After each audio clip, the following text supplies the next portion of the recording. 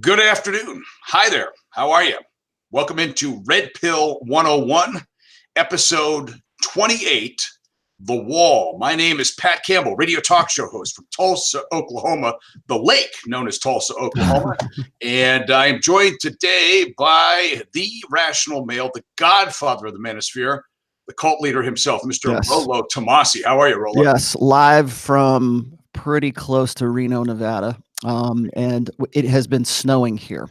That's insane. On Memorial Day weekend, there's fresh snow. As you snowmobiling. People want to give me grief about my beanie all the time. You will not give me grief about my beanie today, because I'm going to tweet a post right after this, and it will show you exactly just how much fresh snow we have on the mountains right now, which is good news because I like to sled. So. Well, we've been dealing with other things here in Oklahoma, tornadoes all over the place. And now, I saw that. Are you safe? I meant to ask you. I am safe, but a lot of my listening audience is either, in floodplains or it's unbelievable. There was a World War II submarine called the Batfish, which was decommissioned years ago, and it was put up on concrete down in Muskogee. It was actually floating this week. Wow. When you've got a World War II submarine floating in Oklahoma, you've got problems, man. Oh, man. And we have a series of dams, levees, and everything, and they're at historic levels right now. And it's just... I saw pictures, man. We're praying for no more rain. Praying for no more rain. And then you had tornadoes on top of that, right? Yes, all over the place. There's somebody I forget who was sending me pictures of it, but there was was it class 4? I don't even know what to call them, like class 4, class 5 tornadoes going through You're talking like E4. That's what you're talking E4, yeah, like going through Colorado or the plain side of Colorado. Wow. It's crazy stuff here.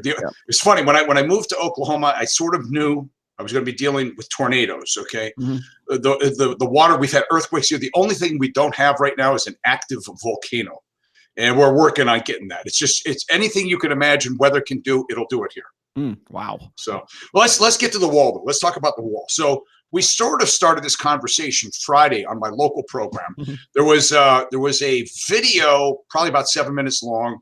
New York Times ran it a couple of years ago, but it was about a lady from South America. She was 35 and she wanted to get married, but nobody was picking her up. She had really squandered her 20s and early 30s out there playing the field. And now she's lamenting it because all of her friends, even the fat, ugly girl that was in her group, got married and there's nobody for her. Yep. So she's wondering, what do I do? And this girl was creepy too, because she had a notch count, I think, that rivals yours, maybe even beats it. But she kept a video log of every guy she had as a lover. And I'm thinking, do these guys know about this? But it was I felt bad for her because it was like she had been lied to. She bought into this lie that you can have it all. She lived really her life up until 35, like a lot of guys do.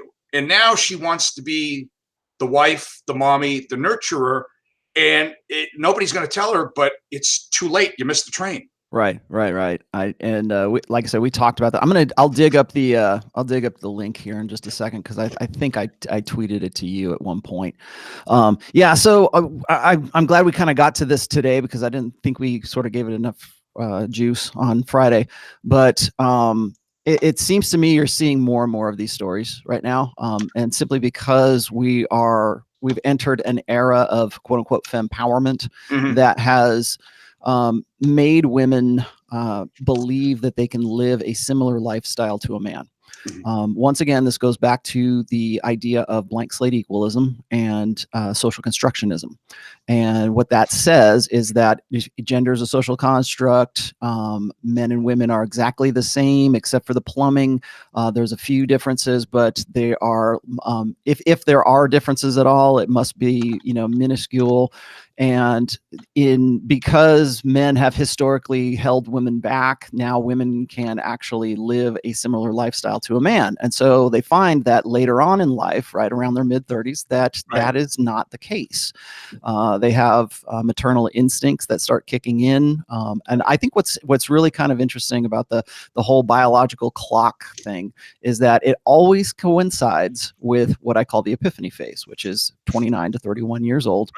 And that's when women start saying, well, my biological clock is ticking and I really need to find a guy and settle down. And it's not about your biological clock. If you had a biological clock, it would have been ticking right around the time you were 23, 24 years old, because that is when you are at your peak. Well, it's your peak of sexual market value, but it's also your peak of your peak fertility window as well. So it's when you are healthy enough to conceive and to have babies, and hopefully multiple babies, according to evolutionary theory. You reproduce, please do. It's all about the babies, but we teach women that they can live in a similar life fashion to a man. And while that might be true in some senses, like you can go and women are, women constitute something like 60% of all college graduates right now, and it's only going up, and primarily because guys are not seeing the wisdom in doing that anymore, but women do, and they're also holding a lot of the school debt because of that. But that takes time. And just like for men, if you're going to live like a man, it takes a longer time for a man to mature into his full potential. Right. So if a woman says, okay, I want to live like a man, well, guess what, ladies? It's going to take you a bit longer to live up and develop into your full potential if you choose to live in a masculine way. And that's what's happening right now, is that women will get to their epiphany phase, and they'll realize, I better do this while I still have the chance. And they don't really realize that their odds of conceiving and carrying a child to term from, say, like 32 or 33 on up until they get into their 40s just drops precipitously year after year after year, because those are the biological realities of it. But yet we'll still teach women, we'll say, oh, it's okay, don't worry, ladies, you can freeze your eggs while you work on your career. Let me give you something that feeds into this lie. Did you watch Fox and Friends on the weekend at all? Do you ever see that? No, I'm vaguely. So they've got a new co-host there, a lady. Her name is it Jedediah? What is her name? It's Jedediah Bila is her name. But anyway, she's on there today, and her big thing is she's announcing that she's pregnant. And she just got married last year for the very first time. And I'm looking at her and I'm thinking, you're a little older, not old, but older. So I did a real quick check. She's 40 years old. She just got married last year.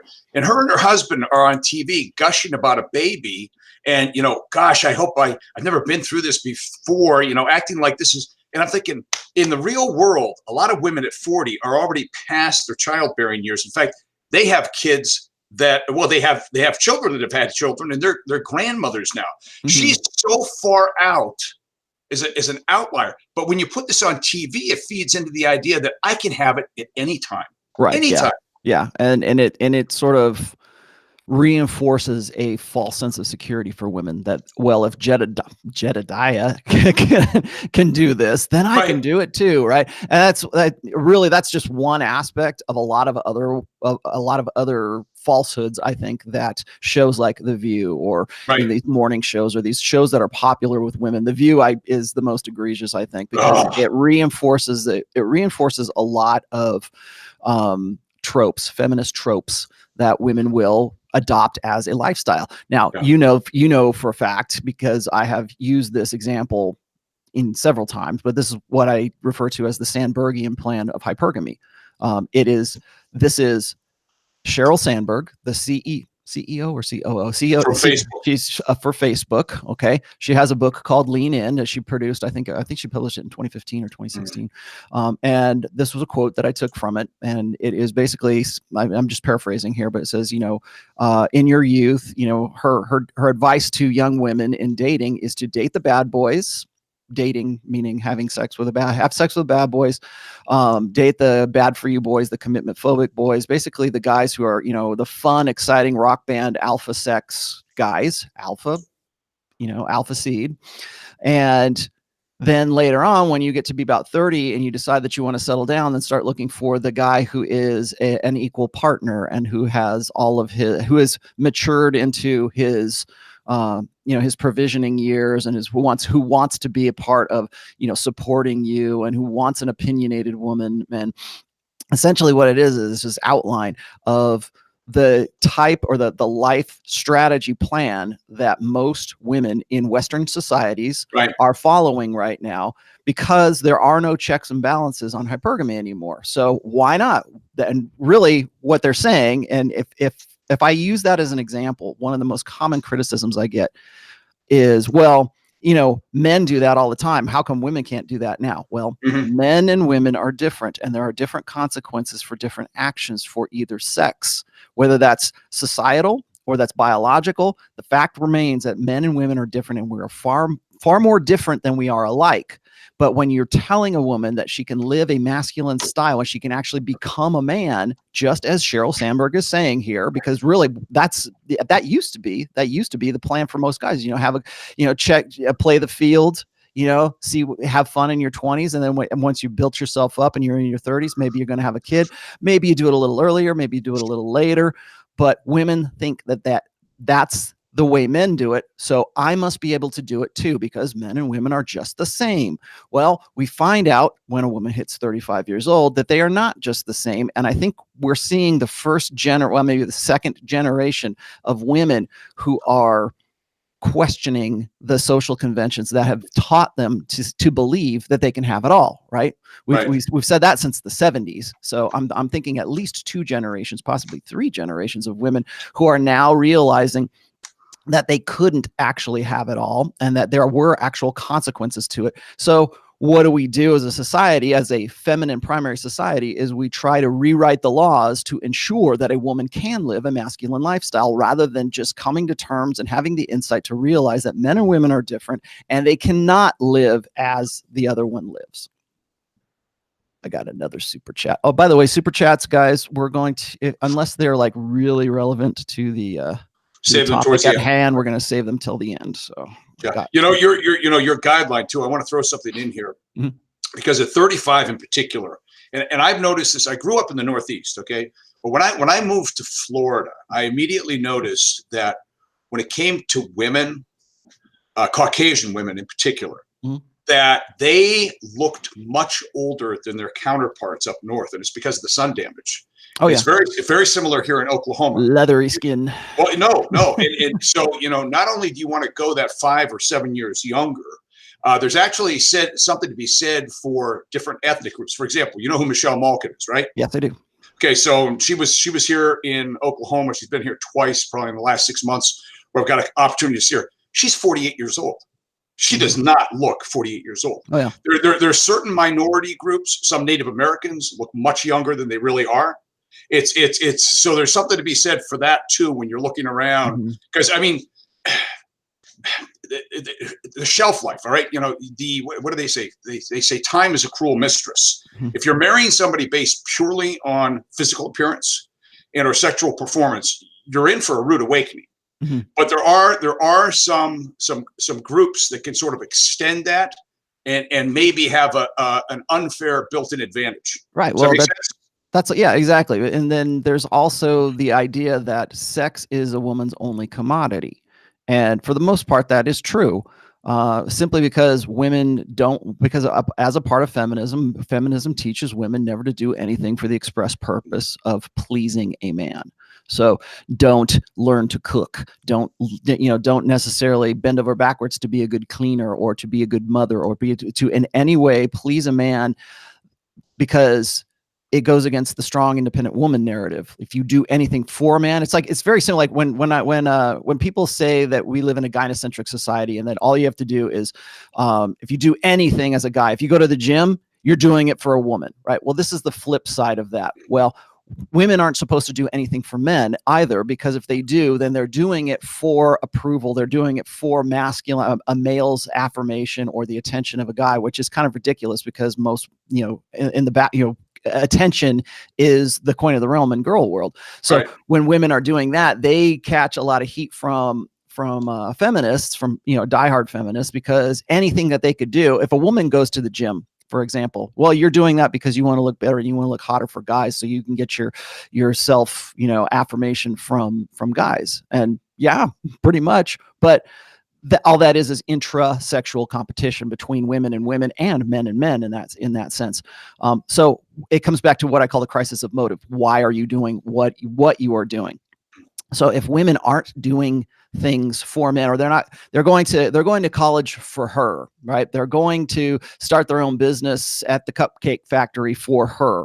They're going to start doing these things that they believe are in some way masculine expectations of them, because it reinforces their sense of self, which is Right. really kind of facetious and nonsense when you think about it.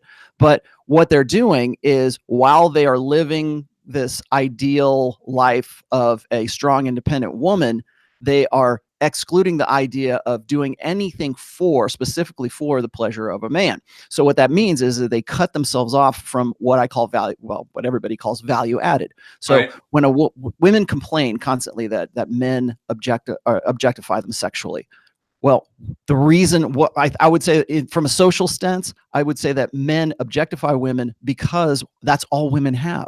That's all they want to do, because they won't do anything else for a man. They don't add value to themselves. There's no red pill for women where women get together in this big collective and they go, how can we be better women for men so that they'll marry us? Nobody says that. Nobody goes into that. Men, on the other hand, want to, build themselves up into the best version that they can be. And hopefully, as a byproduct of that, they're going to attract a good woman, and they want to play and feed into this role as they get older. But you don't see that on the side of women, because women believe that they can be self-contained, autonomous, independent. And when we hear that term, strong, independent woman, that independent part in the middle there, that means independent of men. So what that says, what the message is of feminism, is that independence means you don't need anybody else. You are a self-contained thing. You're not even a woman at that point. You're just this self-fulfilling thing. When you hear strong, independent woman, what pops up in your head? What's the image that pops up in your head? Well, what I think of is, of course, I think in the binary extreme, we're thinking of like blue-haired, feminist. I'm thinking of somebody that's butch, that she's somebody almost who's butch, or yeah. someone who is like the stereotypical and I think false idea of the alpha female. Mm-hmm. And I think did we talk about this before? I think we talked about the alpha female, the myth of the alpha female. Yeah, we've covered that a couple times. It doesn't exist. Yeah, it doesn't. Well, when women say I'm an alpha female, they believe that definition of what they think of as alpha is based on a male ideal. So if she's a powerful woman who's like, she's Sheryl Sandberg, right? She's Sheryl Sandberg, and she makes decisions for one of the most powerful Fortune 500 companies on the face of the earth, right? So she is therefore a quote unquote alpha female. And my argument is that from an evolutionary standpoint, she is not an alpha female, right. That a girl who is a hot bikini model is more of an alpha female than she is, right. Because men and women are different, and they're looking for different things to put a woman at the top of a dominance hierarchy. So for women, that is sexual access, and that is fitness, and that is right. Younger, hotter, tighter. So if for any woman who thinks or believes that she is an alpha female, mm-hmm. she is really an alpha male, but she's calling herself an alpha female because she has achieved, or she thinks she's achieved, the male ideal of alphaness, rather than being hotter, younger, tighter. The girl who is the bikini model that guys, salivate. She's the girl in the bikini calendars that they have in your mechanic's garage. The example that I brought up with you when I had you on the program was Laura Ingraham, and you said she's not alpha. You said she's demonstrating alpha qualities, alpha male characteristics, right? Yeah. But she herself cannot be alpha. I want to get back to what you were talking about. Sure. Women, wanting that attention. It doesn't matter if it's an 8-year-old girl or an 80-year-old woman. They all want to hear that they're pretty, that mm-hmm. they're attractive, that they're beautiful, and they want it to be sincere. Mm-hmm. If you're 80 years old, just being told that you look, that's more important to a woman, and it always will be, mm-hmm. than it is to a man. It's just part of the DNA. Yeah, because women's agency, their primary control, their primary power over men is always going to be the sexual. Right. And in the back of their heads, part of their wiring, part of their evolved mental firmware is this acknowledgement on some level of consciousness that men look for younger, hotter, tighter. We are interested in sexual availability, and we are interested in fitness, or youth, or fertility. We're looking for those things in a sexual partner, in somebody that we want to spend time with. And from a very early age, women understand, and they use male attention, like I said, as a form of currency. But they understand that is their primary agency over men. And that's why you see women exaggerate it today, because if they're never going to do anything for a man, what else do they have that men would want? besides the sexual. So when I say women are commodifying themselves as their own, their own sexual commodity, they'll complain about men objectifying them, but that's all women do is objectify themselves.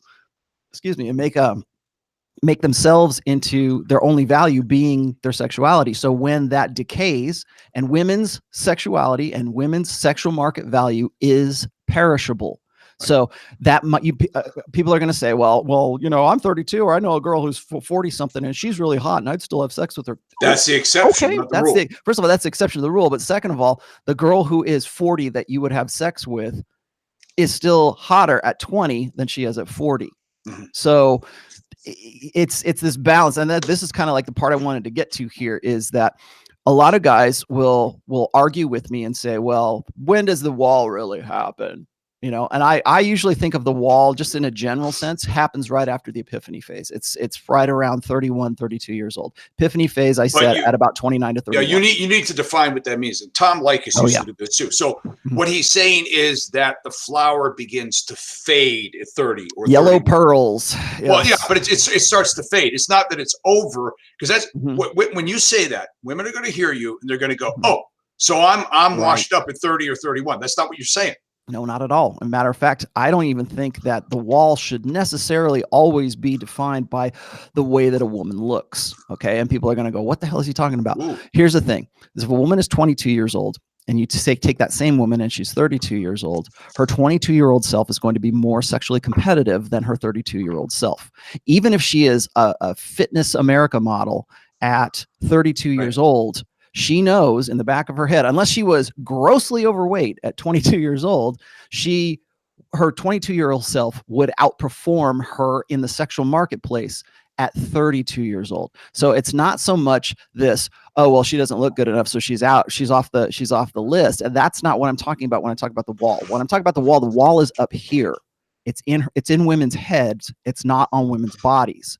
So when a woman finally acknowledges, I'm 30 some odd years old, I don't have a husband, I don't have all my friends are married, like just what we were talking about, that article, they realize that the girl in the article is 35 and she's realizing this very late, because most women realize this right around 28, 29 years old. Too late. It's the train's left the station. Too late, because our gynocentric social order encourages women to wait later and later and later in life to actually settle down, find a guy, and they're never satisfied with the guy anyways, because he's never the fun alpha that they had in their youth. He's always the guy who's kind of like not as exciting, but he's a good provider, and he might make a good, a good dad, but he won't be a good cad. So what happens is when women get to that point, it's not so much that they don't. A woman can still be attractive and still be sexy, and still, I've seen women that are in their 40s that are at least as attractive as some of the more overweight women that I see in their late 20s or their early 30s. So there's always going to be that variation right there. But where the wall exists is in a woman's head, and what that wall is this acknowledgement that she can no longer compete at the same level that she used to compete when she was younger. And so she realized, she feels the competitive stress of the next generation or the next crop of 22-year-olds that are coming in, that the men she wants to get with are looking at, and they're not looking at her, because let me throw something at you, because I think you can hit the wall even earlier than 30. Case in point, remember Rich Cooper put up one of the, I think it was a Tinder ad, for lack of a better term, profile. There was a chick, she's 22 years old. She's already got 2 kids out of wedlock. She's tired of the games. She's ready to settle down. Mm-hmm. And by the way, if you look at her picture, she looks terrible for 22.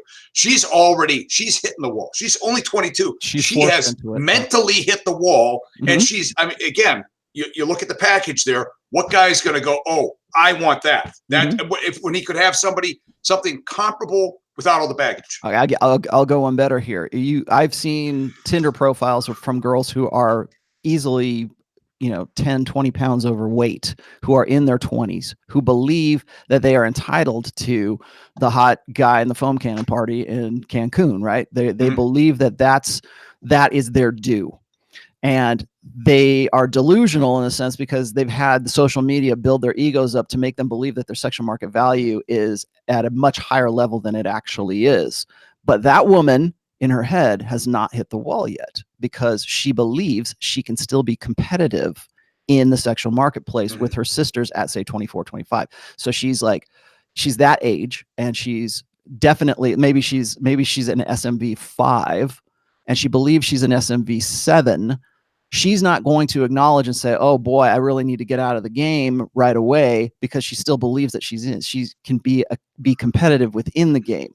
Whereas if you have a woman who is later on in life and she's starting to sort of have at least some limited amount of introspection to say, I better cash out of the casino before the party's over, that woman is hitting the wall, because she's looking back and she's saying, I am not as competitive in the sexual marketplace as I used to be. Because the reason I have to point this out and detail this is because guys will say, well, what about the girl who's like fat at 25? Hasn't she hit the wall? Yeah, but she hasn't realized it yet. She doesn't understand that. And just like you were saying here, the 22-year-old with 2 kids, she realizes she's at the wall at 22. She's not 32. She's 22. But she realizes that I want to get out of the game. No, you don't want to get out of the game. You want to have a guy come in and take over the responsibilities of the guy that you tried to lock down, or the guy that you had 2 babies with, that you expect, your superhero chump to come in and save you from yourself. Here's the deal with the 25-year-old that's overweight though. And I cannot tell you the number of guys that I personally know who have married women, but they didn't know that she was a yo-yo, that she had been heavy set. When she decided that she was going to go out and look, she got herself in nice shape. And as soon as she gets married, or right after that first kid, it's like, boom, back up to their side. I knew a guy, he met a girl when she was, I think, about 140 pounds, maybe 5'3", 5'4", 140 pounds, not fat, not model skinny either. What he didn't know was she was on the downside. He saw her a couple of years later, she's up to 275 at 5'3", 5'4". That's like the Pillsbury Doughboy chasing you through the supermarket, right? But you got to be aware of those ones. Again, that's the gift of discernment. I'm glad you brought this up, because I have not talked about this in a long time, and I'm going to put this to the guys that are in the chat right now. Are you more scared of a woman who is really good and in shape getting fat, or are you more scared of a woman who used to be fat and now she's thin and getting fat again? Right. I've seen these guys who will show me pictures of like some chick that they're dating, and it'll be like those before and after, like she's a success story. Right. Like I think there was that one who was the mother of like 3 or something, and they showed pictures of her, and she was like, it's a pregnancy weight. She wasn't like, super attractive. And then she gets herself into like really, really hot shape. And in fact, she took a lot of heat for that from other women, because she was popping off about how, ladies, get off your ass and work out, and you can look as hot as me at 40 years old and after 3 kids, right? So people gave her grief about that. But I would say that, like, I would, if I was dating that woman, I would be like terrified that she would go back to that old way that she looked before. Like maybe she's only doing it to get a guy and then leave, right? Or then to give up.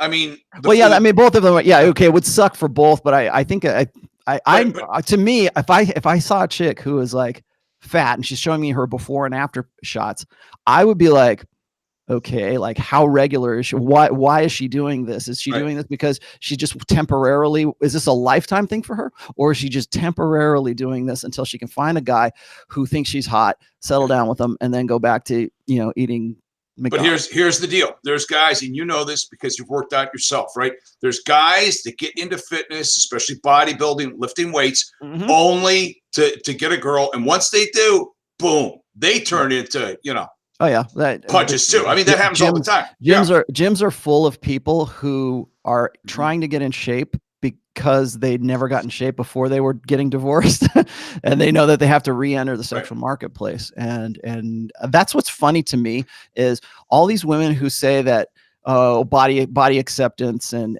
or fat acceptance and body positivity and all that kind of stuff. They're the first women that are in the gym trying to get as thin and sweat out as much of the fat as they had, because they were with a guy prior who didn't measure up to their hypergamous ideals. And now that will motivate you, because you're getting back into the sexual marketplace. So suddenly all of that fat positive, body positivity is thrown out the window for a brief moment in your life, so that you can get back to getting into a stable relationship once again.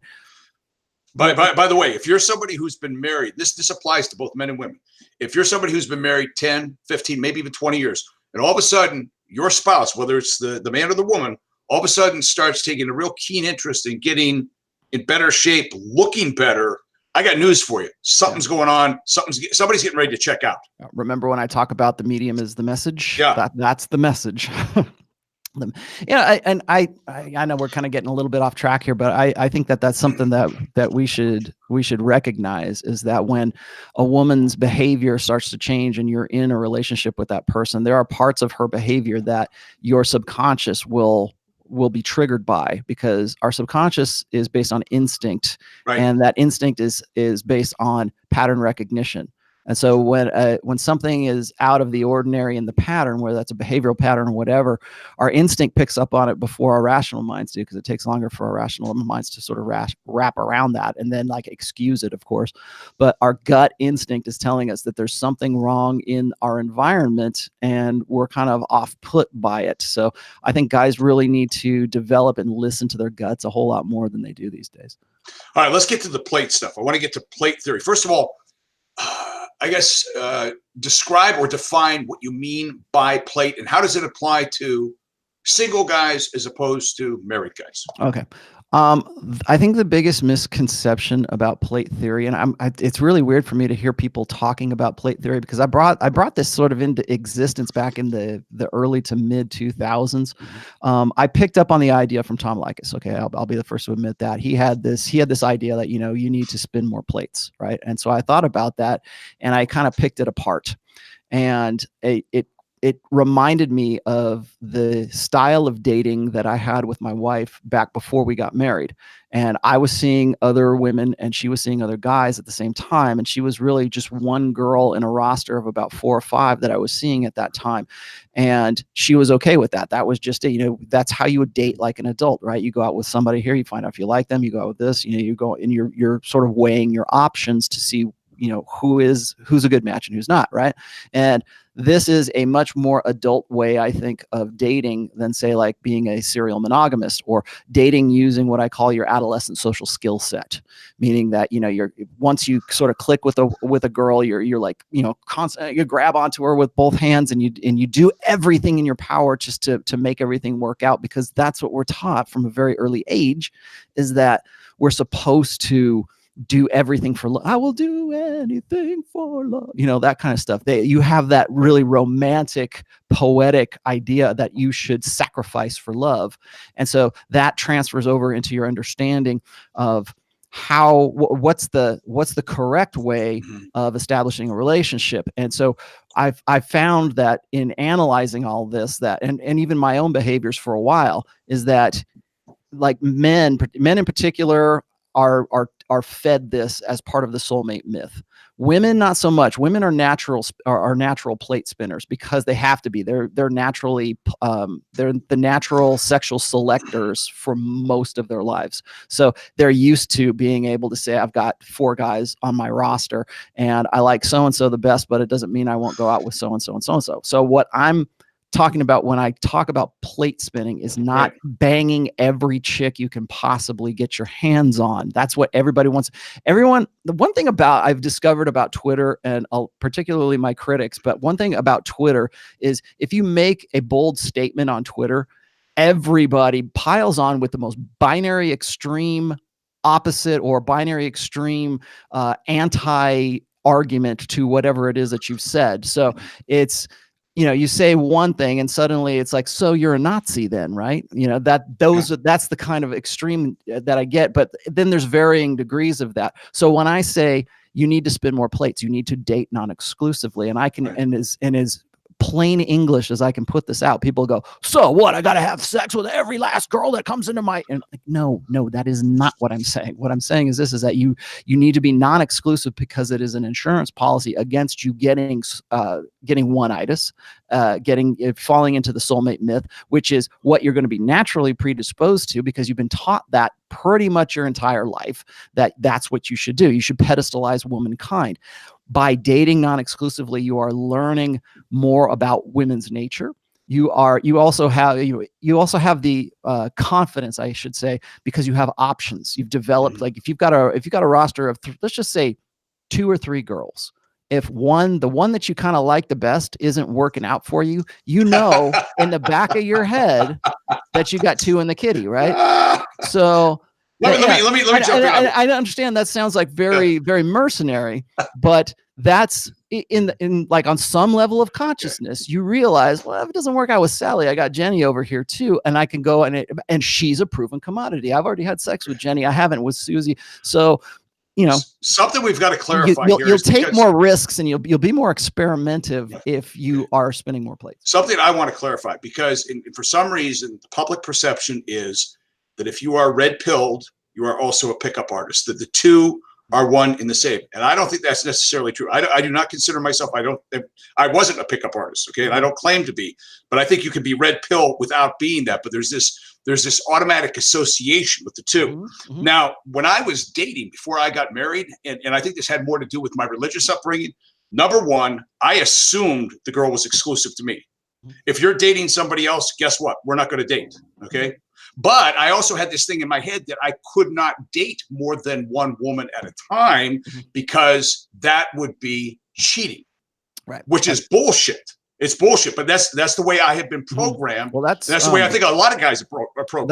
That's yeah, of course it is. Because we live in a social order that is founded on socially enforced monogamy, and so we teach our little boys that they should only ever, you don't ever want to be seen as a cheater or as a two-timer, right?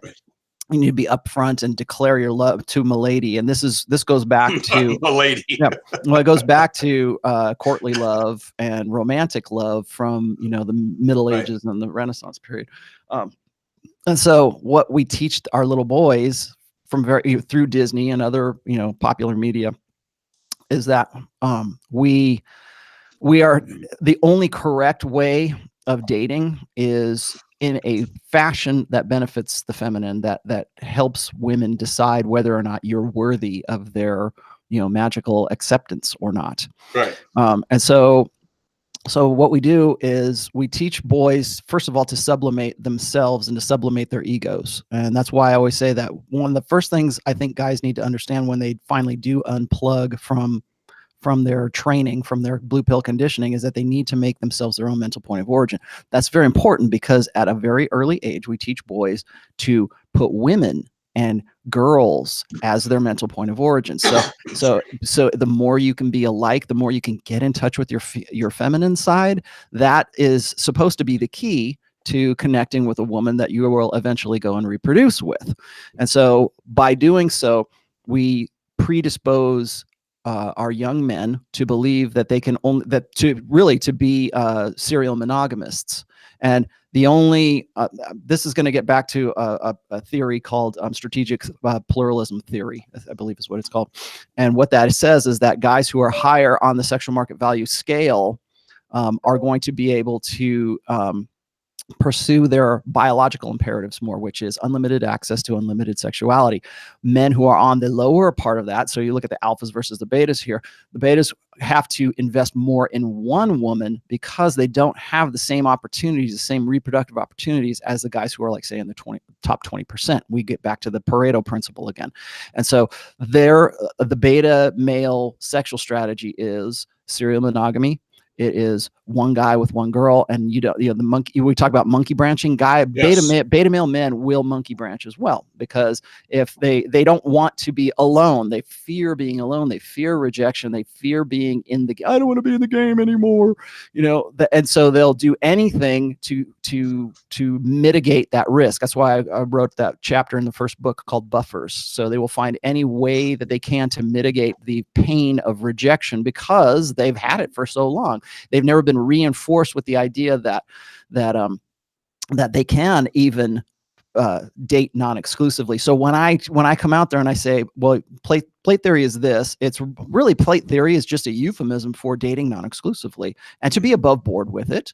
I'm not saying be deceptive about it. Just buy your act. You don't have to have that's what people assume when you say that you're being deceptive with everybody. You're not letting, because there was some guy that sent you a message one time. How can I spin 4 or 5 plates? Because it seems sooner or later somebody's going to find out about it. Right. Well, here's but that's not what you're asking me to do. No. And the other part about plate spinning, and which is really dating non-exclusively, is you don't have to be having sex with every one of your plates. You just have them as considerations. You have them as something that they're a prospect that you're pursuing. So maybe if you have 4 girls in your roster and you've had sex with 2 of them and you haven't had sex with the other 2, that I'm not saying go get them, you better go get them. I'm not saying that. I'm saying that those are intimate prospects for you at some stage. Maybe you never have sex with them. Maybe you just date them for 3 dates and you go, okay, it's just not really what I wanted to get into. And then you drop for no other reason than to keep your skills sharp.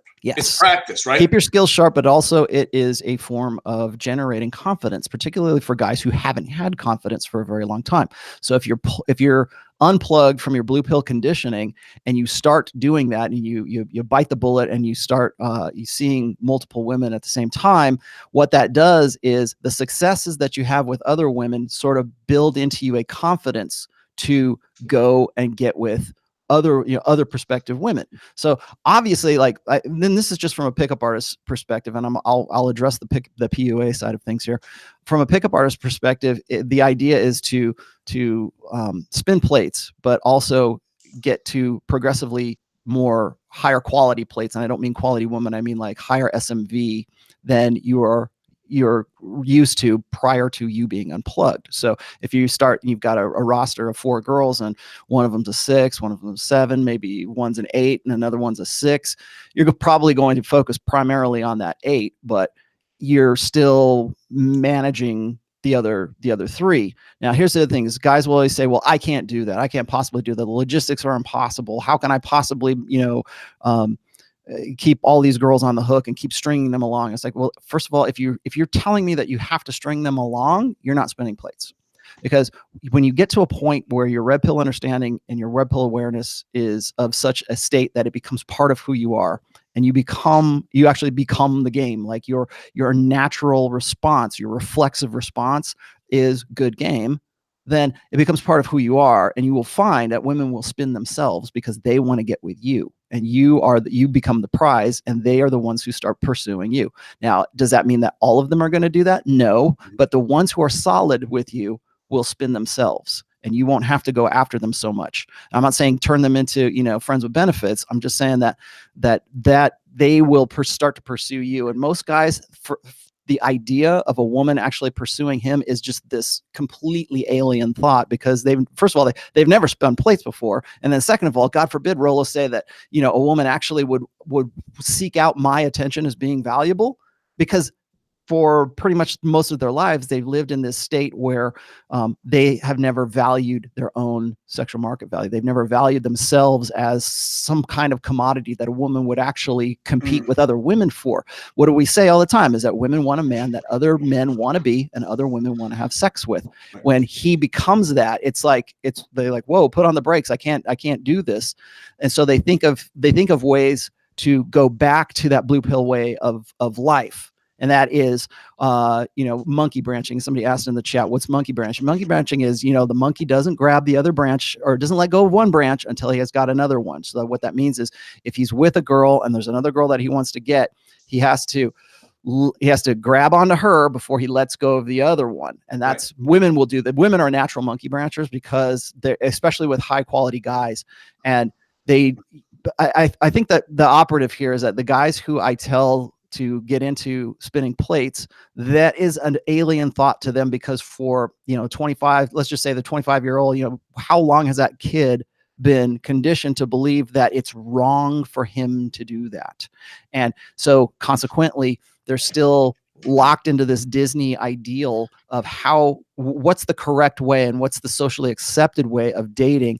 I don't want to be seen as a player, man. Nobody's going to see you certainly not going to see you as a player. Let me talk about women pursuing guys, okay? Because I was watching a TED Talk not long ago, and it was from a lady, I don't know, maybe she's probably in her mid-30s now. but she was like when she was in college, it was like pre-internet. So maybe she's a little bit older, maybe closer to 40. But she was talking about how different it was. When she was in college, there was a guy that she really wanted to date. And she talked about how uncomfortable it was for her to do it, approach him in the cafeteria, and put herself out there and risk rejection. She said what has changed is in, the age of Tinder. Now women feel not only okay approaching guys, but entitled to approach them, and they're the decision makers here. It's more with that, more in line with that masculine role model. But some guys, the idea of the chick approaching you or the woman approaching you, that's a turnoff. Especially to a lot of trad cons. It can be right. For sure. But most guys are completely. Remember, most guys are betas. Most guys are on that 80 percentile. Okay, Cupid has said that, and we've read this before, the statistics are that 80-85% of men on OkCupid women rate as unattractive, not average, unattractive. So those guys are going to be the guys that are going to feel blessed if a woman actually comes up to them and says, "Hey, you want to go out?" kind of thing. Because remember, women are only like the women when you like, for instance, you're talking about this is what I call Sadie Hawkins world, right? Remember the Sadie Hawkins dance where the girls are supposed to ask the guys out? Well, what happens is all of the girls, no matter what their sexual market value, go to the highest quality guy, and he's already taken by usually the highest quality girl, and the other girls don't want to have anything to do with these guys because there's no social enforcement that says, well, if you can't get the top of the heap, you should go for at least the next guy or the next guy or the next guy. That's no, because that's not what a strong, independent woman does, right? She doesn't do things for guys. So when we encourage women to play Sadie Hawkins' world, that's what happens is you get into this state of like a neo-polyandry. So you have women who are willing to share that alpha guy, but because they're the beta buck side of hypergamy, the hypergamous equation is already satisfied for them. They don't have to ask those guys. They don't have to ask the 80% of guys that they rate as unattractive, will you dance with me? They don't have to do that. So I told you the story because I shared this with Jack Murphy because his daughter had a similar experience where my youngest daughter, she just turned 16. So at her high school for homecoming, it works like that. The girls ask the guys out. Okay. So, and they do these stupid, either Instagram or YouTube, presentations where they try to get the guy to go out. And I'm looking at her and I said, I'm laughing at her. I go, that's completely backwards. I said, what if he says no? I said, what are you going to do with that? I said, I'm like praying that happens, just to give her a little experience. Most guys, I was just saying that most guys, when they become red pill aware, when they cut themselves away from the blue pill, the idea that a woman might actually try to qualify herself to him is an alien thought, because up until that point, he spent his entire beta game trying to qualify to women. And now he's it sounds like it's self-serving. It sounds like hubris, or it sounds like vanity on the part of a guy to go, all right, I'm just gonna have some girl come and check me out.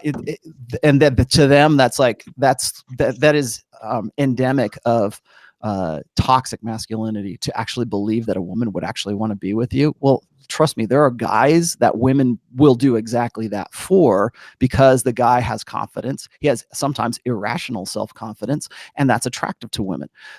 When guys get unplugged from the blue pill, one of the things that is the biggest shock to their system is that what game and what PUA says to them or reveals to them about female nature is actually true, and they see it live and they see it happen and they see these examples of it, and their entire, idea or ideal of what a woman should be is just thrown out the window. And we're talking about girls that, like they would say, or these nice high quality, they're quality women, right? The quality women are still going for the dark triad traits, and you're pointing this out to them for the first time, and that's a real shock to the system. The other part is saying, here's what you got to do. You got to spin plates. You've got to date non-exclusively, and you have to make yourself the prize.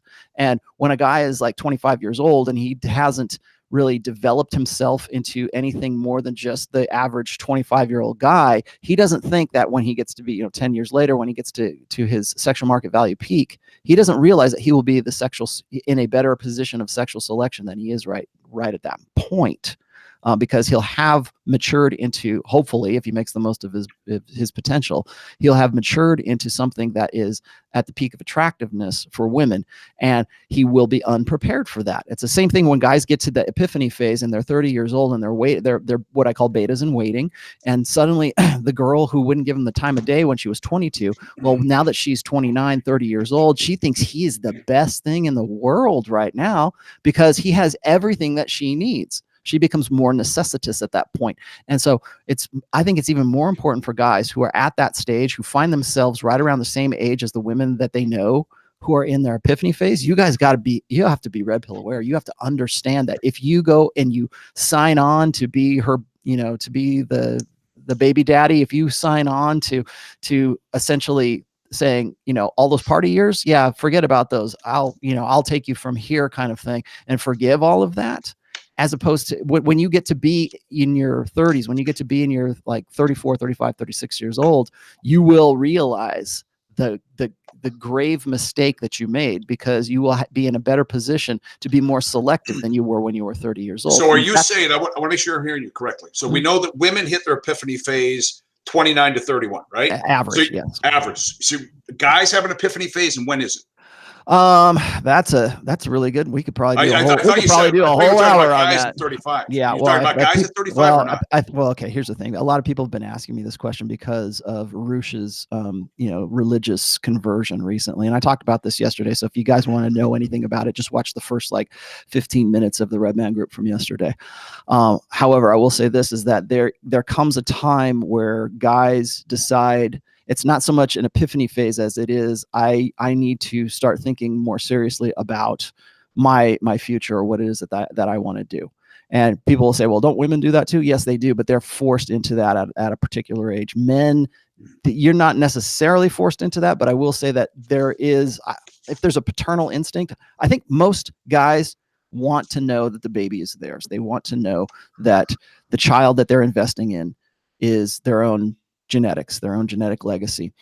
So there's that part. I need to find passing on their lineage. Well, I'm actually reading two really good books right now, kind of simultaneously. I read both hands.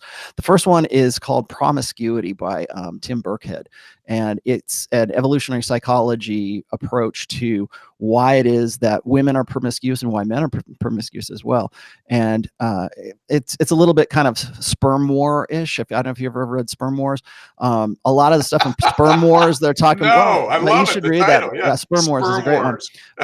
But one of the things that's really hammered home for me in that one is that men are very much obsessed about their own paternity, and and from my perspective, and I've written several articles on this. Oh, thanks for that $5. I have to go grab that. Thanks, David Franco, for your $5 because you didn't say anything. So, so anyways, I was going to say I've been reading Promiscuity. Sperm Wars is I think a little bit earlier work than that. I think the Promiscuity is really interesting because it outlines the nuts and bolts of how men are, evolutionarily predisposed to wanting to ascertain their own paternal side of things when it comes to identifying their babies. The other book I'm reading now is called Alpha God, and it's by Hector Garcia, I think is a guy. He is another evolutionary psychologist, and I'm reading that one because it's an interesting aside, I think, to the book that I'm working on right now. Let me ask you a question while I'm thinking of this, because I keep getting this, especially in Tulsa. Okay, but I get it from doing this as well. What qualifies Rollo Tomasi to talk about these issues? I don't know. They're looking for some sort of special degree from you. Yeah, I know. Exactly. Do I have to have my doctorate? I don't know. I just don't get that train of thinking. If I got my doctorate, could I call myself Dr. Dude Love? Dr. Dude. Well, here's the thing, though. It's like, okay, so I don't get why that qualification is so important. Although, in your first book, you do a lot of footnoting, right? But the thing is, what has he said that's not true? Mm-hmm. What observation has he made that's not true? I get that a lot of time. That's what's called credentialism. It's like, well, how are you qualified to talk about this? Okay, well, Dr. Piper did that when I told him who you were. He says, well, because he wanted to know who he was up against. Well, and I said, okay. just the godfather of the manosphere. Here's my right? qualifications. Is I've been a blue pill beta chump. I've been an alpha guy who has a notch count of 40 plus.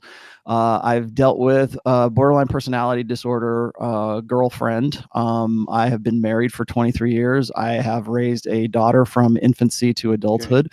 I have a bachelor's degree in behavioral psychology. If hopefully maybe that will satisfy. I've written 3 books on this, and I've been part of the manosphere for almost 20 years. Look at Tom Likas. What was Tom Likas's? What were his credentials? It was his own personal life experience. Married and divorced 4 times. He learned a little along the way, right?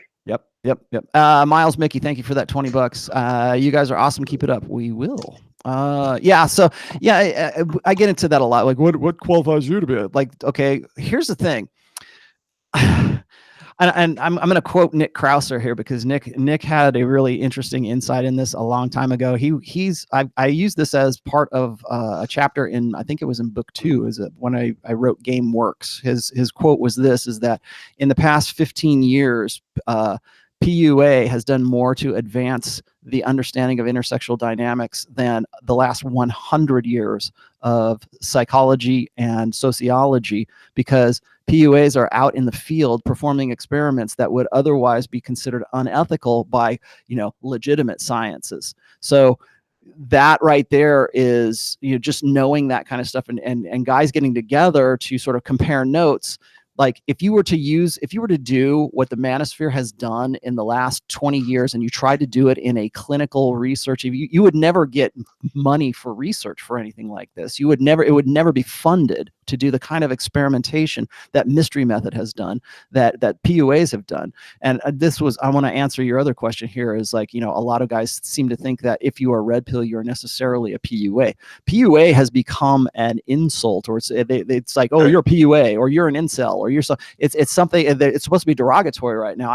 I have never seen it as derogatory, and I never will, because if it weren't for PUA, you wouldn't have the red pill, and you wouldn't have MGTOW, and you wouldn't have the MRAs, and you wouldn't have any of the manosphere if you didn't have the early guys studying seduction, who took it the extra mile, who took it past seduction and wanted to understand female nature and really human nature, and then also their own nature of men, the nature between men and women. Because if you can understand the nuts and bolts of guys and women as well, and how that's why I always call it intersexual dynamics. If you can understand that, you can understand a lot of things and a lot of motivations that aren't just about getting laid.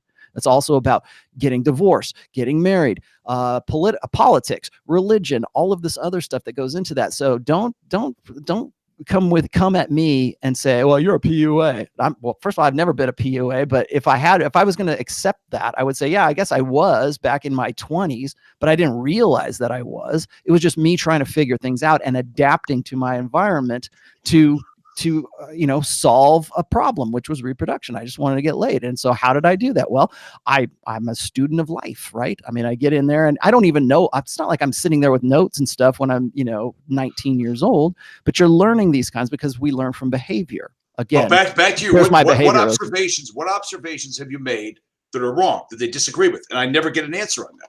Well, I go back and I do revise things occasionally. Like I'll reconsider things. I've even reconsidered the Epiphany Phase because the stuff that I wrote back the things that are in the first book I wrote in the early 2000s, and those were from conversations that I had on the SoSwap forum. And my opinion is of the red pill is that it's a praxeology, and as such, it is a loose science. So you can go back and revise things. Say, I was wrong about this, or I wasn't wrong about this, but here's something else to think about. And I just did that in my last post, as a matter of fact, because we were talking about how, and you and I talked about this, is how Rich Cooper was saying, women don't care about the struggle. They wait at the finish line and they bang the winners. Well, that versus women invest in men's potential. And I know that both of those are true. So how do those things both gel? Right. And so I went back and I reconsidered that. And I think I came to a pretty good conclusion about that. Was I wrong? I was right about both of them, but right. I didn't consider them both together. There are women that are able to see, for example, in their early 20s, perhaps unrealized potential. For example, if they're going to go to medical school. Okay. Well, he's not a doctor yet, but he's going, or he's he's going to become a lawyer. They're going to hook on now, betting on the fact that you're going to fulfill that obligation. So you're not there yet. You're not the success yet, but they're smart enough to realize that this is going to be a good deal. And that's a biological and hypergamous imperative for women is to make good bets. That's all hypergamy really is trying to discern the real true signals from the false ones. That's why women hate PUA so much, because it teaches guys to mimic the behavior sets of alpha guys who will trick and who will get past and circumvent their hypergamy, and they'll go home with them under false pretenses. And that's why you see today they're trying to make that illegal. That's why they're saying, if a woman has sex with you and she, under false pretenses, she believed you were actually going to be an attorney at some point, and turns out you're a sandwich artist, well, guess what? You're going to jail for rape. He told me he was a gynecologist. He lied. Yeah, yeah, exactly. So, and I was just going to say is when people tell me about, if you are a red pill, doesn't necessarily make you a PUA. Red pill is, like I said, it's a praxology. It's understanding the nature of men and women. It's it's reserving the right to go back and revise what you said. Like I said, it's a loose science. And I've gone and done that before as well. Like I went back and somebody asked me about how the war brides dynamic interacts with the alpha widow, because it seems kind of like there's some sort of conflict. And I won't get into that too much, but that was one area. I have a post on that. It's called War Brides. And if you guys want to look that up, it's called War Brides and Widows. Widows and War Brides, I think is what it's called. And I consider both of those, because I can't think of everything. So I tell you what, I caught the tail end of Basic Instinct. Remember that movie with Sharon Stone? Right. So I caught the tail end of that yesterday, and maybe the last 45 minutes. And I completely forgot about the scene where Michael Douglas, where, he comes to her house or whatever, and she's done reading the book, and she tells him point blank, we're done. We're finished. The book's over. And he's there like in total disbelief, but it was the greatest acting, because that perfectly captures what it's like for a guy to be zeroed out. His first reaction is anger, but he's totally T-boned. He never saw it coming. Yeah, I love it when guys tell me that they have a completely new vision of life with their new red pill awareness. So they'll go back and they'll look at an old movie like that. Oh yeah. Or they'll go and they'll look at like my daughter watches Friends. She loves that movie. Of course she never saw any of those live because she wasn't around back then. But she loves those things. So every once in a while I'll catch her watching Friends, and I'll go, my God, this is the most blue pill crap I've ever seen, but then I thought about it and I go, you know what? There was no internet back then. There was no way for guys to say, this is really kind of weak. Oh yeah. No, once the more I'm reading, the more I'm learning about it. Okay. That's the one thing when I've given people your book, I said, just remember this, you can't go back. Yeah. You cannot go back. Okay. Because nothing will ever look the same. I know. The place I'm always in I ruin music for so many guys. No, every sermon, every homily I hear, I'm looking for it. It's like I go in, okay, what are you gonna hit me with this week? Yeah. But you can't look at stuff. Even like the movie The Ten Commandments, when they ran that on Easter Sunday, Passover week. Going back and listening to the lines in there, a guy saying the kind of things they were saying in that movie nowadays. Oh my gosh, they'd eviscerate you, man. You're a misogynist. You're a pig. But I mean, it showed you how somebody like there's sort of a filter. I mean, when I look at things, I look at them from a red pill perspective. I look at them in intersectional dynamics, but I think a lot of guys put their understanding of the world through an SJW window as well. Like they think, oh my gosh, I could never. Like I think I was talking with Donovan, and Donovan has that little cartoon of, I think it's like Piston Honda or something from Mike Tyson's Punch Out from old school Nintendo. And I thought about that and I go, you know what? You could never make that game in 2019 because it would get you would be like blackballed from like coding or making any more video games ever again, because it just had all of these racial stereotypes, which were funny and people really loved them. But today, you could never get away with something like that.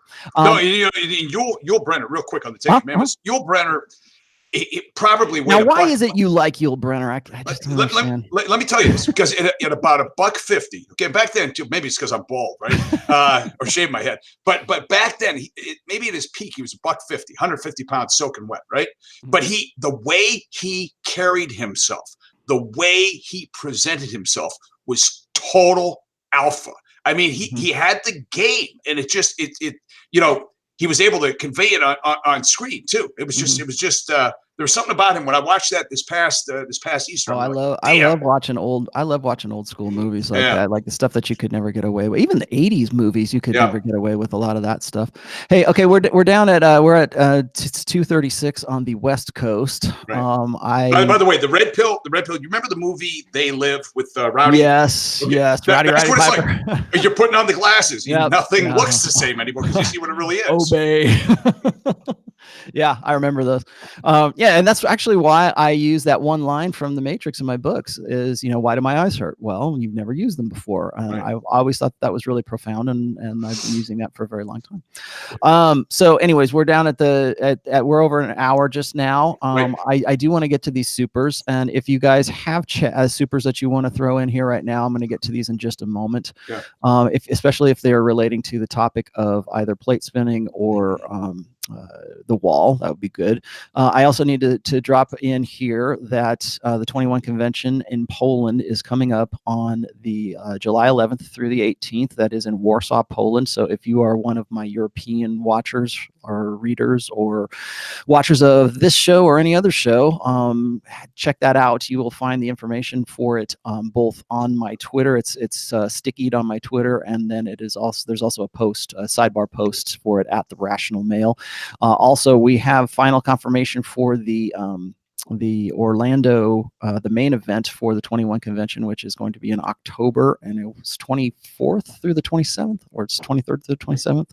So that information is also on my blog, so you can sign up for that. Please do, because according to Anthony, we are almost past half right now. So I have every expectation that the October event is going to sell out, and so is Poland at this stage too. And that's really good news, because even last October in 2018, we had the largest convention, the largest sort of TED Talk for the Red Pill ever that he's ever had, and it's just growing exponentially. He wants to double that, actually. He wants to double that, and I have every expectation that we can do that. So for the poll, is Tate bringing his girls? Yeah. I would expect he is. I know. Andrew Tate is going to Cobra Tate is going to. Let me get in. Let me read the questions here, because this first one I want to get into, and it's a good question. It says, "Hi Rollo, I've always wanted to ask if you believe, as I've come to notice, a second wall for women near menopause as they wane and they see the end of their agency approaching. Seems to be manifest as pure beta need." What says Rollo? Yeah, well, I would say that, is there a second wall? That's tough, because I think back when women get to their epiphany phase, they're having that understanding that there's the party's over. But I have seen women who are getting to right about, like, say 40 years old, or their mid 40s. They haven't quite hit menopause. And that's when they are susceptible to what we call divorce porn, like the eat, pray, love narrative. So that, detonate your family, detonate your husband, and go run off to Jamaica and find your ideal lover. So is there a wall? I don't know. Maybe I would say that there is something that goes on with women from, like, say, right before menopause. So let's just say, like, right around 48, maybe 49 years old, where I think that their bodies are their bodies are sending them the message, their hindbrains or their instincts, the message that we're running low. We're down to the last couple of eggs here. So you better be proceptive about sex, because this is our last chance for you to get yourself pregnant. And the reason I say this is because a lot of guys who are dating quote unquote cougars who are around that time, they tend to find them as more sexually available and more sexually proceptive. Let's just say the nice scientific version of it. During that time. And if I had to throw spaghetti at the wall and guess about this, I would say it's probably because there is some sort of mental subconscious imperative that goes along with the fact that their bodies and their hindbrains know that the party's almost officially over, meaning they will never get another chance at this. There's also for guys. What I call that a wall, though, I don't know. I think there's an opportunity there for guys, though, because a woman at that age, you know, say 45, we'll just put 45 out there, is pretty much, you know, she's comfortable with herself, her own body. There's an opportunity for a guy there probably to experience some of the best sex she's ever going to have, because she's experienced, she's ready. You know, it doesn't have the concerns about getting pregnant she would have in her earlier. Yeah, I got another quick one here from Carlos Miranda, $2. Thank you. It says, can the second wall be when she is invisible to men? And what he's talking about is that, okay, this is kind of confusing to me, and I'll tell you why. Because for the most part, and most of the research and the articles that I've read, and I will, you know, everything on top of the table here, a lot of this is from pro-feminist sites like, say, Huffington Post or something like that. But a lot of women report feeling sexually invisible when they get to be about 50, 51 years old, somewhere around. There's been articles written on that. We did a show on that one time. Yeah, we did. We actually I'm invisible. Did. Yeah, and some people will say, or some people say it's when a woman hits 39. Some women say that it's like when they're in their mid 40s, and then as late as like the early 50s. But at some point, at some stage along the way, they miss the attention that they would otherwise feel. See, we were just talking about this earlier. Like, if you have like we were talking about Ayesha Curry, and Ayesha Curry's complaint that she doesn't feel like men are paying attention to her anymore. And the answer to that is yes, they're not paying attention to you because you are married to, you know, Stephen Curry. Well, and her husband's getting more attention than she is. She doesn't like that. Yeah, she doesn't like. Yeah, you're married. You shouldn't need any more attention. That her complaining about that confirms a lot of red pill. Well, how are you qualified to talk about this? Well, okay. Well, let's look at just what, you know, we can go find in the environment here. But yeah, I mean, there's the idea that women want to, because attention is the coin of the realm in girl world. So there's this idea that they don't want attention from men. They don't want catcalls from men. They don't want men to approach them on the street. But they want the right guy to approach them on the street. They want, you know, Chris Hemsworth to go, hey, you know, let's go back to my place. That's welcome attention as opposed to unwelcome attention. And there's a joke, of course, because it's Jessica Valenti, who's the famous, you know, feminist author from, I think, The Guardian or something like that. And she's been quoted as saying, you know, something to the effect that how much she hates catcalls. And then, like, about 2 years, 3 years later, she writes another article about how she misses the cat calls, or she hates that she misses the cat calls because now she's sexually invisible. And so it's like, well, what do you want? Do you want it one way or the other? And the fact of the matter is, and people need to understand this, because I'm gonna drop some really serious knowledge on you here. Women can hold conflicting ideas in their brains at the same time. Okay, cognitive dissonance is not a big deal to women. So when a woman says, "Would you have?" If I ask a woman, "Will you have sex with a guy on the first date or within, you know, the first night meeting him?" and she says yes, if he's like alpha and he's a hot Chad and I want to get with him, but not if he's, you know, the perfect boyfriend. And so those are two, like, kind of conflicting ideas, which relate. She's gonna deceive him into thinking she's holding out. Right. So for women, whenever it comes to anything that deals with hypergamy, when it has anything to do with the feminine imperative, anything that that operates in the benefit of a woman, because those are two conflicting things: alpha seed, beta need, that both benefit a woman. So yes, she can hold them both and without any kind of, you know, conflict in her head. In fact, she'll joke about it and she'll laugh about it, that they actually do that. Guys don't think that way, because for guys, we want to solve problems. We want to say, okay, this is a solution to a problem right here. And so cognitive dissonance to us is really kind of something that we, like, rack our brains to find a solution to. Women don't have that, as long as it relates to their, you know, their sexual strategy and ultimately their life strategy. No big deal. And I'm not even criticizing that. I'm just saying that you need to be aware of that. You say, well, women are duplicitous. Well, welcome to planet Earth. Okay. So yeah, is the second wall when she is invisible to men?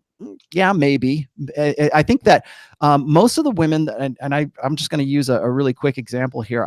I've seen very religious women who have, you know, declared convictions for their religiosity, who have detonated marriages, married to actual pastors with 4 kids in the mix, and done so at 39 or 40 years old because they believed that that was their last chance. That if they didn't exit the marriage now, they were never going to find they were never going to get to play cougar. They were never going to find, they thought, you know what, it's now or never, and they're making up for missing out. So when I think of it in those terms, yes, I would definitely say that there is a second wall, but maybe I think it's subject to the same conditions we just talked about a little bit before. Like a woman who who realizes that her sexual market value is in no way going to be any higher than it actually is, will probably not get to that point. She'll probably just say, you know what, I resign myself to my fate here. If a woman is attractive and she keeps herself hot and she's getting a lot of male attention from outside of the marriage, then maybe, yes, maybe she wants to enjoy, something before she gets to the point where she can't enjoy it anymore. And so that's why women become susceptible to divorce porn later on in life. Let's see, what else do we get here? Hi, Rolo. How do we know when a girl tests negging for wanting love and assurance versus if she is testing to see you are alpha with boundaries in an LTR? Ladies, John Cougar was wrong. That wall ain't crumbling down. I don't know what that means. Maybe it's the John Cougar Mellencamp's song, The Wall. What you're asking me here is about testing, I believe here, when a girl tests negging for wanting love. Okay, there's two types of it's two types of shit tests. Okay, well, the first one is a passive test and the second one is an active test. I'll post a link to acing the test, which is an essay I wrote about that. What that is there is the tests where when you're meeting a girl for the first time and you're unfamiliar with her, those are going to be the active tests. Those are going to be the ones where she's going to like rib you and she's going to see if you know how to play the game. She wants to know if you just get it. That's what those tests are for, is to see.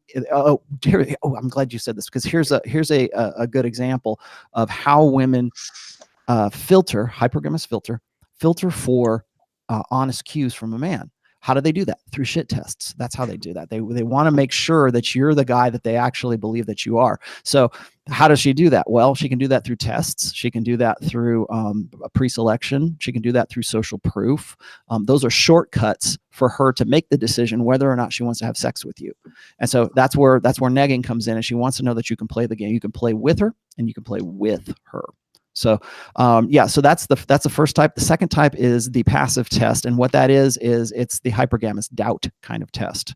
And that means, is he the best that I can do? Because that's what hypergamy is based on, is he has to continually qualify himself, particularly if a woman is uncertain about you in the long term being a good prospect, right? We were just talking about that too, is how women want to decide whether or not she bet all of her eggs on you. And so what she does is she will nag. We talked about nagging last week, I think it was, and how women will come up with ways to test you and to test your competence as a man. And this is, most guys, when they get passive tests, they're either in a long-term relationship or they're married to a woman, and they'll say, why does my wife nag me all the time? Why does she give me honey-do lists? Why does she ask me silly questions about whether or not I know how to fix the toilet or not? Why does she berate me? Mm-hmm. Well, the reason she's doing all of that is because that's the conflict between her hindbrain wanting confirmation of your competency. And so that's where the passive tests come in. So that's the brief answer. If you want to read more about that, go to my blog and look up Acing the Test.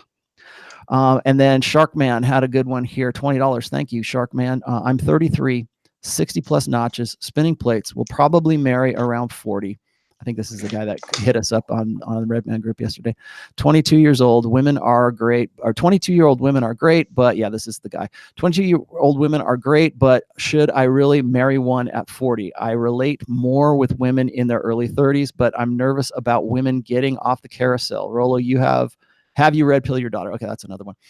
So this guy asked this question yesterday on the Red Man group, and so go back and look at your answer there. But I'll just briefly tell you this. So he says he's 33 years old. If you're 33 years old, man, I would suggest still spinning plates right around mid-20s. If I'm going to give, I'm assuming you've made yourself, or you're building you're working on your best potential.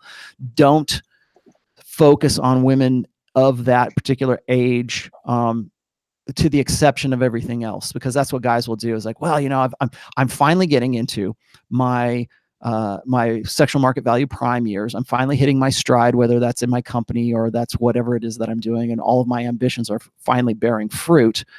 Don't give up on those because you're trying to figure out how to spin more plates with girls who are in your 20, 24. Understand that your mission and not the woman is where you need to be. That's where your headset needs to be. That's part of Royce's 16 Commandments of Pumas. But a lot of guys, getting a woman is their mission, their only mission. Yeah.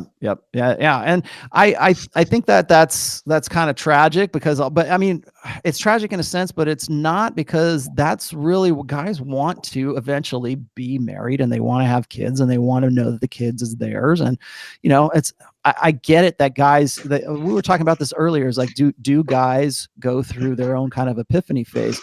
And I don't necessarily think it's so much their epiphany phase as it is, like we call it a midlife crisis. And I don't even think of it as a midlife crisis. I think what it is it's guys realizing finally, and doing a little bit of soul searching and introspection, and realizing that the game they've been playing for so long is just utter bullshit. A lot of guys, this is what we call getting awakened while married, if you become sort of red pill aware while you're married. But there are guys who are unmarried, who have been very much blue pill for a very long time, and they get to a point in their lives, like maybe this guy is right here, and they say, well, I at some point, like before I'm 40, I would like to get married. Okay, good. The good news is this, is at least you realize that, and at least you understand that. But here's the other thing, is you're also aware of the fact that you doing so is going to require a lot of risk mitigation or risk management. So if you absolutely have to be married, understand at least going in that the risks involved in you getting married, the risks involved in you committing to a woman and committing your finances, committing your emotions, committing all of this other stuff, at least you're aware of that and you got no excuse. So when a guy who's red pill tells me he's getting married, I'm like, okay, man, all the chips are on the table. If you still want to do that, well, that's your decision. Again, I always say, I'm not going to sit here and endorse marriage, but I'm also not going to knock marriage. So at least from an institutional perspective, I think the way we do it now is wrong. But for what it is that you want to do, and he asked me this question also yesterday about like how he was worried about getting a woman who is coming off the cock carousel in her epiphany phase.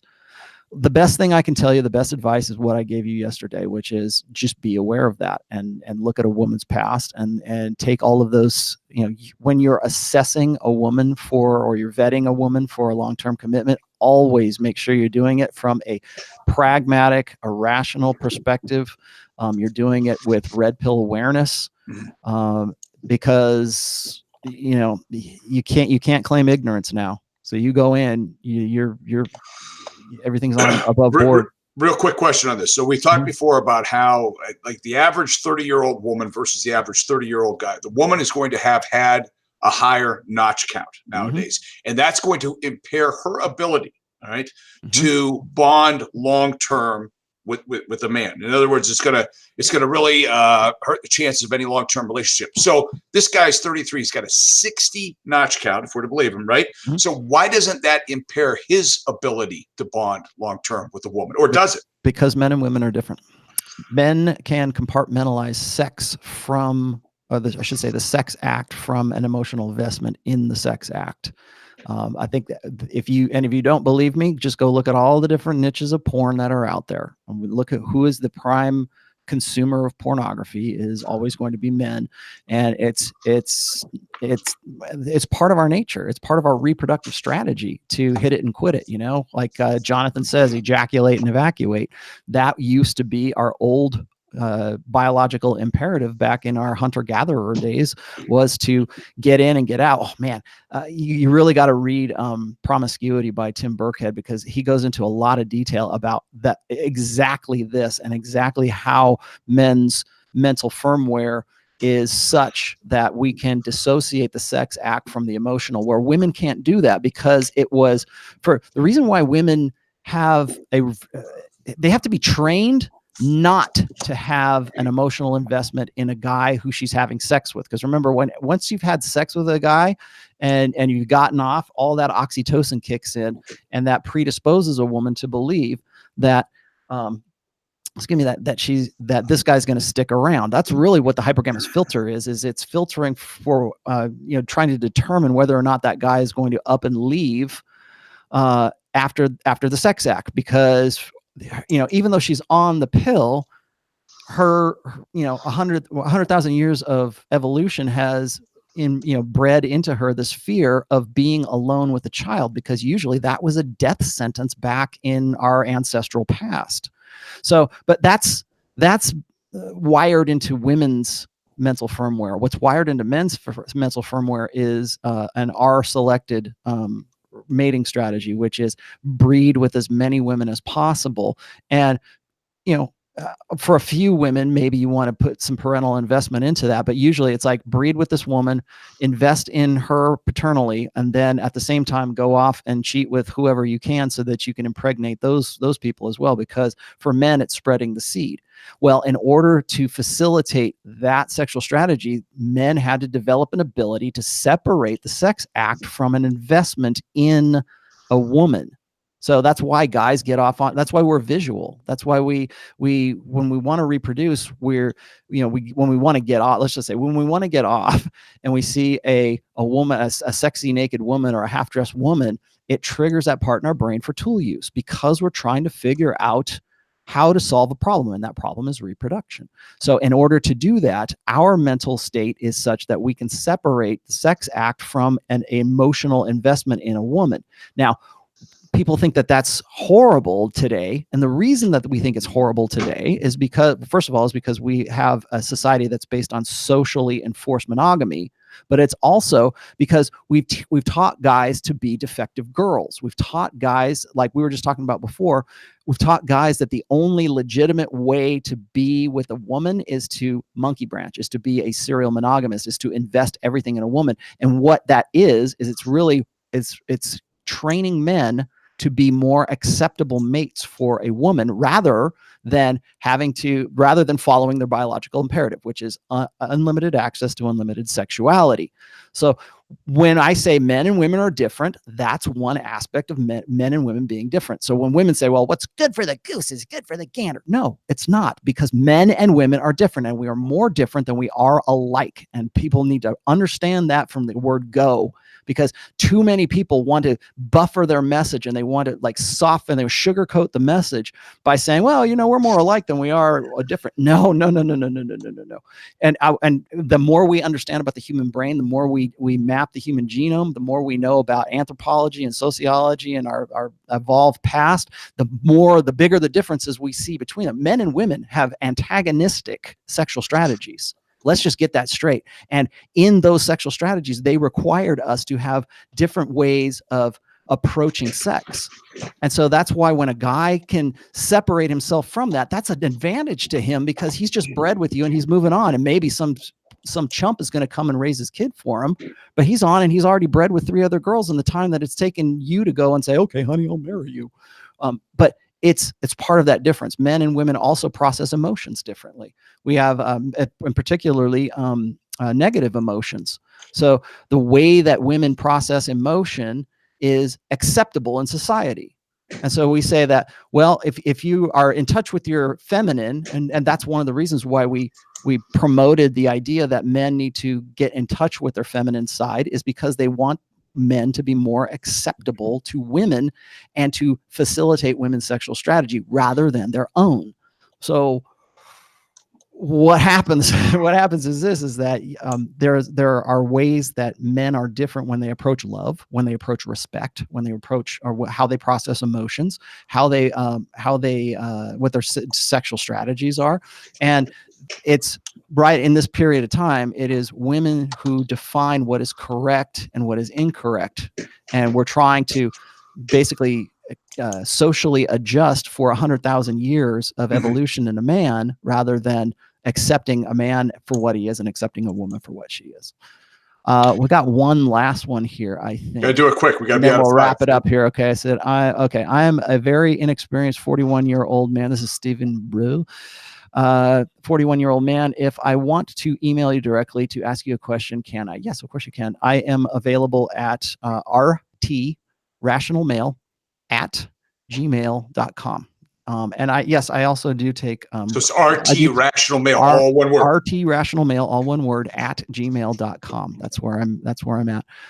Franco, I've heard that men experience bonding through sex while women experience it through telling men about their problems. Is this incorrect? Yes, that is incorrect.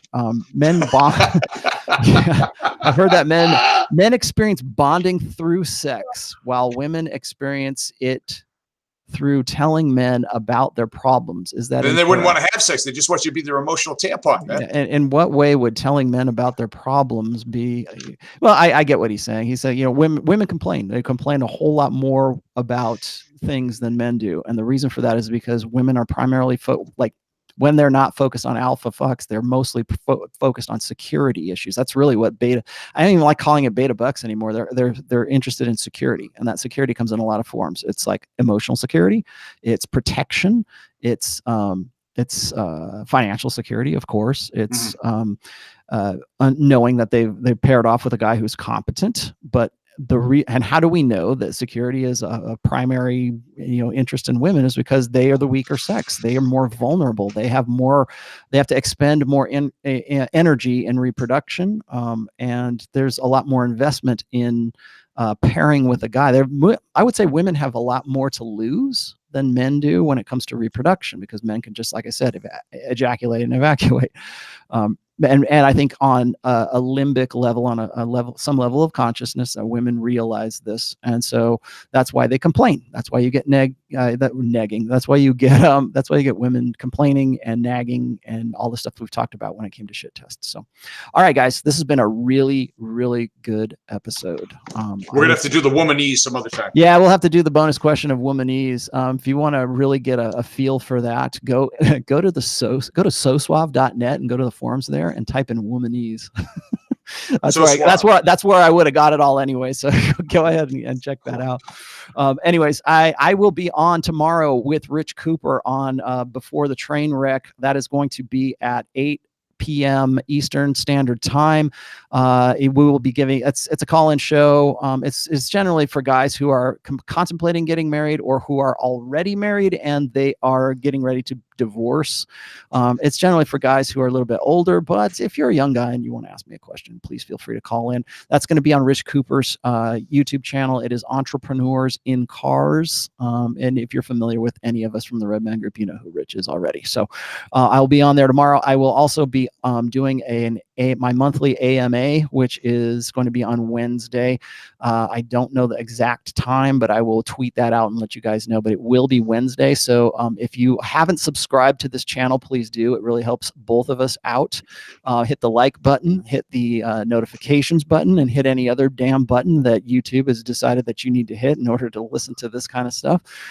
If you want to support the channel in any way, probably the best way to do that is to either do it through a super chat, or you can find all of the ways to support this channel in the description below. I do take crypto. We have a PayPal account. We have a Patreon. I should also add that I just, and you don't know this either, Pat, is I just signed up with AWeber. and everybody told me to ditch MailChimp. So I'm not doing MailChimp anymore. And I'm trying to sort of figure out Aweber right now for an emailing list. So if you are a Patreon subscriber at even just the low price of $5 a month, you'll get a weekly email from me, which I'm instituting next month now that I figured out Aweber. And so that's coming up. If you want to support the channel that way, that's fine. Any other way is great. And yes, I'm still working on book 4 right now, and I appreciate Dave Franco. I love all your stuff. Heard that stuff at marriage conferences from church I went to. Okay, well, whatever. Okay, thanks you, Al, and thank you, John Plowman, for the final super chat of this show. Anything you want to talk about? We're going to be on Friday, right? Or Friday, 8:05 a.m. Central, 9:05 a.m. Eastern time. Okay, that is your terrestrial radio show. That is on Talk Radio 1170 Friday mornings. Yep. Just check my Twitter. The links are up there on the. Yeah, and they're in. Yep. Okay, good enough. Thanks, man. Have a great weekend. Bye-bye.